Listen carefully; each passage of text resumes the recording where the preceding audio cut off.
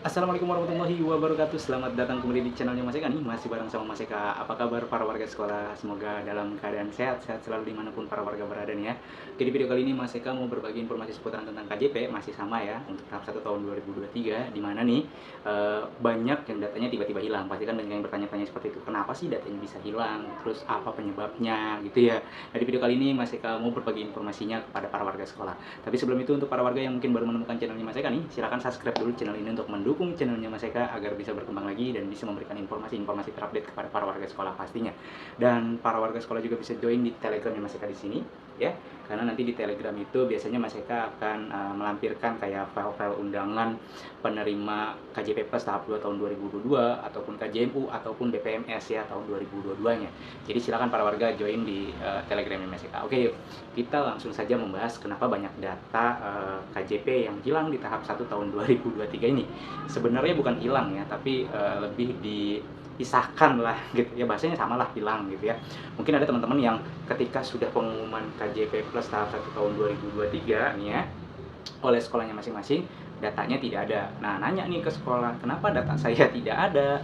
Nah, sekolah juga bingung awalnya ya, karena tidak ada konfirmasi apa-apa. Sekolah juga tidak diberitahu sebelumnya bahkan akan ada cleansing atau pengurangan data penerima KJP, sehingga ketika hal itu terjadi, sekolah bingung menunggu. Akhirnya dapat konfirmasi dari P4OP untuk dilakukan proses mutasi seperti yang sudah Mas Eka jelaskan di video sebelumnya ya. Nah, ketika ada proses mutasi tersebut ada dua hal. Yang pertama, anak yang terdaftar di KJP sebelumnya itu bisa dimutasi. Kemudian terdaftar di DTKS penetapan Kemensos, lihatnya di Siladu. Ketika dua hal tersebut sudah terpenuhi, kemudian dilakukan proses mutasi oleh sekolah melalui kecamatan, ternyata NIK-nya tidak ditemukan nih, ya.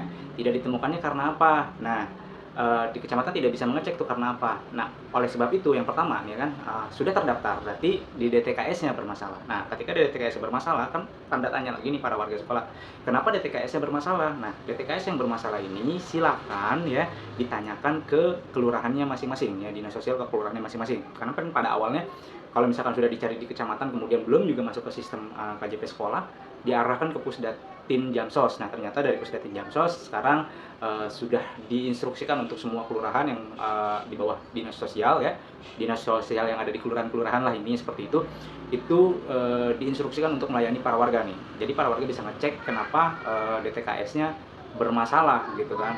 Nah, hal tersebutlah yang pada dasarnya dihilangkan gitu kan, dihilangkan karena DTKS-nya bermasalah ini. Nah, kalau misalkan dia tidak bermasalah ya, kayak tadi penetapan tahap 2 tahun 2022 dia menerima, kemudian DTKS-nya tidak bermasalah. Nah, dicari nih ya kan, dilakukan proses mutasi oleh sekolahnya melalui kecamatan, dicek NIK-nya, dicari. Itu ada ketika ada diproses oleh kecamatan untuk disimpan, bukan disimpan, ditaruh ke sekolah yang dituju. Misalkan kayak Mas Eka nih di sekolah A gitu ya, Mas Eka minta untuk si Pulan untuk dimutasikan dari kecamatan. Ada nih Pak Eka namanya si Pulan, ya tolong dimutasikan ke saya. Nah, dimasukkanlah ke sistem KJP sekolah. Bagaimana ketika Mas Eka ngusulin nih ke kecamatan, tolong dong mutasiin si Pulan, dicari nih sama kecamatan, itu tidak ada gitu kan, tidak ada. Berarti apanya nih yang bermasalah? Nah, penerima sebelumnya belum, bukan KJP-nya. Iya, penerima sebelumnya KJP-nya. DTKS-nya masuk nggak? DTKS-nya masuk. Nah, coba dicek di DTKS-nya ya.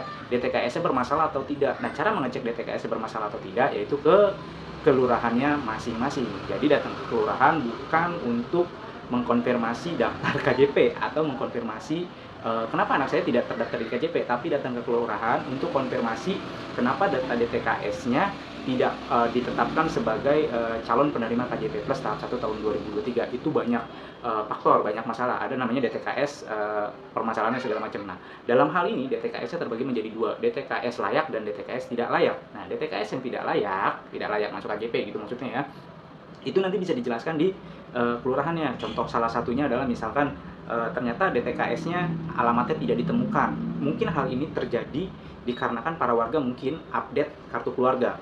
Jadi karena kontrak pindah-pindah gitu kan, kakak sebelumnya di kelurahan A, kemudian kakak yang baru di kelurahan B. Nah, pada saat mendaftar DTKS dia adanya di kelurahan A. Nah, ketika diverifikasi ternyata orangnya sudah pindah di kelurahan B, otomatis yang di kelurahan A akan menandai atau pada saat musyawarah kelurahan datanya sudah pindah keluar DKI, padahal rumahnya masih di DKI karena kan nggak tahu nih. Jadi udah dibuat alasan data keluar DKI sehingga dari DKI bermasalah. Itulah yang menyebabkan data-data di yang diterima oleh P4OP banyak yang hilang nih data-data KJP-nya. Bukan hilang sebenarnya, itu lebih ini dulu, disimpan dulu gitu kan. Ini kalau misalkan ada yang mengakui atau ada yang konfirmasi, kita balikin. Tapi kalau nggak ada yang konfirmasi ya nggak bisa gitu kan. Itu yang kenapa banyak yang datanya hilang. Ada yang bisa balik, ada yang tidak. Nah kalau yang tidak, DTKS-nya bermasalah seperti tadi. Nah udah pasti tuh DTKS nggak dapet, ya untuk yang tahap ini tidak bisa mendapatkan KJP Plus tahap 1 tahun 2023. Bagaimana cara untuk mendapatkannya? Perbaiki dulu DTKS-nya. Bagaimana memperbaiki DTKS-nya? Ya daftar dulu DTKS-nya. Bagaimana cara daftar DTKS-nya? Itu sudah Mas Eka jelaskan di video sebelumnya. Jadi jangan salah persepsi daftar dan terdaftar. Coba dicek di video sebelumnya. Jadi kurang lebih seperti itu ya para warga. Ini Mas Eka simpulkan agar tidak bingung. Yang pertama ya, kenapa data di KJP banyak yang hilang? Karena data tersebut banyak yang tidak valid. Ya, baik itu dari DTKS-nya maupun dari yang sudah dipadankan di Dapodik maupun di EMIS. Kenapa tidak validnya Mas Eka? Ya, tidak validnya bisa jadi yang tadi ya kan, DTKS-nya namanya Sipulan gitu kan, di Dapodik juga Sipulan nih, tapi di DTKS-nya tidak terdaftar. Nah, otomatis itu disimpan dulu nih sama si T4OP ini datanya dipisahin dulu, data yang sudah clear yang benar-benar tidak bermasalah dimunculkan ke sekolah, sementara data yang belum clear itu disimpan dulu sampai menunggu konfirmasi dari sekolah atau biasanya kita sebut gampangnya mutasi.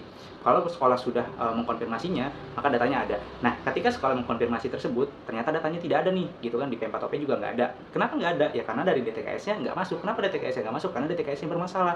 Nah, bagaimana cara mengecek DTKS-nya bermasalah? Silakan ke kelurahannya masing-masing. Walaupun sudah terdaftar di DTKS yang di Siladu ya, walaupun di situ sudah tertulis terdaftar di DTKS, nah itu DTKS-nya mungkin bermasalah. Coba dicek di kelurahannya masing-masing. Itu ya, jadi kenapa datanya banyak yang hilang seperti itu.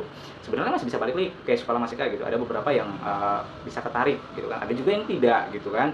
Nah, yang tidak ini tinggal diberi pengertian nih DTKS-nya bermasalah. Coba tanyakan ke kelurahannya masing-masing. Ketika ditanyakan ke kelurahannya, dikonfirmasi ke kelurahannya, ini saya terdaftar di DTKS penetapan bulan Februari 2022. Tapi saya tidak masuk sebagai calon penerima KJP Plus tahap 1 tahun 2023. Kenapa dengan DTKS saya? Dicek nih di kelurahan. Ternyata, oh Bapak di sini DTKS-nya terdeteksi alamat tidak ditemukan atau warga pindah keluar kota, misalkan seperti itu ya.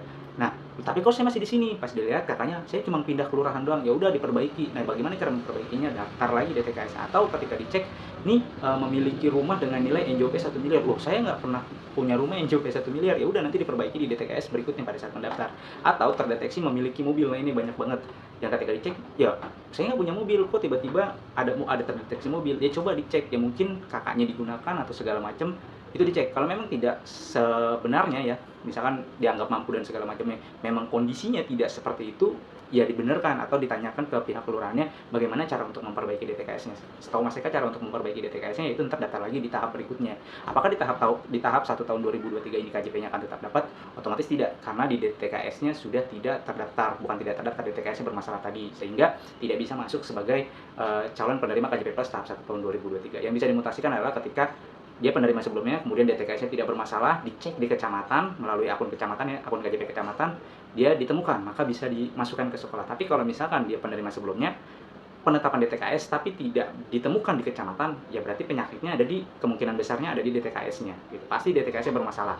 Karena salah satu aja tuh dari dua itu. Kalau misalkan dia penerima sebelumnya, kemudian ditetapkan di DTKS Februari tahun 2022 atau di tahun sebelumnya, ya pasti ini nih penyakitnya. Karena kalau misalkan sudah ditetapkan ininya DTKS-nya tidak bermasalah, pasti masuk. Begitupun demikian gitu kan, dia bukan penerima KJP sebelumnya tapi terdaftar di DTKS, coba cek DTKS-nya deh, pasti DTKS-nya bermasalah atau DTKS-nya masuk dalam kategori DTKS tidak layak penerima KJP. Oke, jadi itu ya para warga sekolah, mudah-mudahan para warga nggak bingung ya dengan penjelasan saya. Emang agak sedikit tricky dan agak ribet sih menjelaskannya gitu, tapi semoga ini bisa dapat ada sedikit gambaran kenapa data tersebut hilang atau data tersebut tidak terdaftar lagi, data para warga sekolah gitu. Nah, kalau misalkan tidak terdaftar lagi, sebenarnya sudah Mas Eka jelaskan tuh ya di video sebelumnya, solusinya apa ya tadi, solusinya dimutasikan. Kalau misalkan tidak bisa dimutasikan, ya berarti harus dikonfirmasi ke kelurahannya untuk DTKS ya, bukan untuk KJP-nya, tapi DTKS-nya dikonfirmasi apakah DTKS-nya bermasalah atau tidak. Kalau DTKS-nya tidak bermasalah, pasti Mas Eka yakin itu bisa ketarik lagi. Tapi kalau tidak ketarik lagi, kemungkinan besar DTKS-nya itu bermasalah gitu ya. Oke, itu aja para warga informasi yang bisa Mas Eka sampaikan. Mudah-mudahan informasi ini bermanfaat dan bisa menambah wawasan wawasan para warga lagi seputaran tentang KJP DTKS-nya ya, sehingga para warga nggak bingung lagi gitu ya. Nah, dan tidak mundar-mandir kemana-mana ya. Mudah-mudahan ini bisa dimengerti semua. Oke, seperti biasa jika ada pertanyaan silahkan langsung tanyakan saja di kolom komentar. Jangan lupa untuk di like, di share, dan di subscribe channelnya Mas Eka untuk mendukung channel Mas Eka agar bisa berkembang lagi dan bisa memberikan informasi-informasi terupdate kepada para warga sekolah pastinya. Dan Mas Eka akhiri, wassalamualaikum warahmatullahi wabarakatuh.